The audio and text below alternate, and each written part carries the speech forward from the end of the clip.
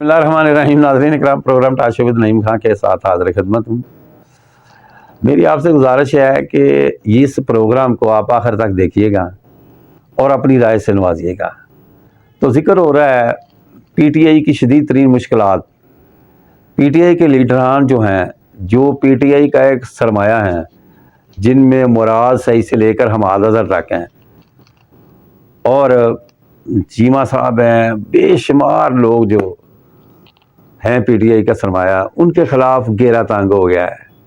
اور مراد سعید، حماد اظہر جو top leadership ہے، ان کے خلاف اتنا سخت ہوا ہے کہ ان کے آئی ڈی کارڈ بلاک کر دیے گئے۔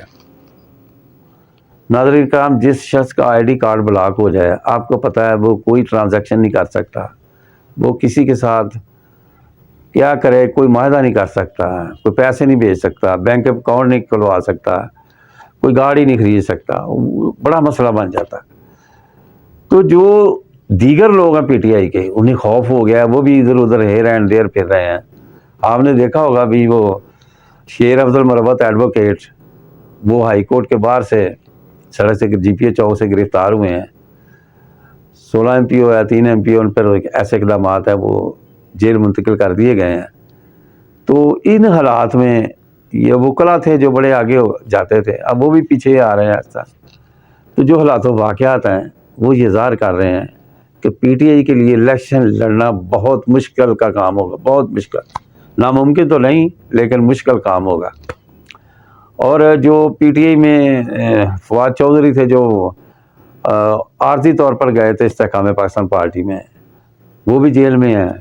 تو اس وقت پی ٹی آئی کو گرمانے والا اور الیکشن کے ماحول میں آگے آنے والا وہ بہت کم لوگ ہیں۔ تو ناظرین کرام، ان حالات میں اگر پی ٹی آئی الیکشن لڑتی ہے تو آپ کو پتہ ہے الیکشن میں دڑے بندیاں ہیں، مذہبی فرقہ بندیاں ہیں، یا مذہبی پارٹیاں ہیں، سماجی پارٹیاں ہیں، تو وہاں برادریاں ہیں، یہ سارا کچھ دیکھا جاتا ہے۔ پھر پرفارمنگ دیکھی جاتی ہے، کس پارٹی کی پرفارمنگ بڑی اچھی ہے۔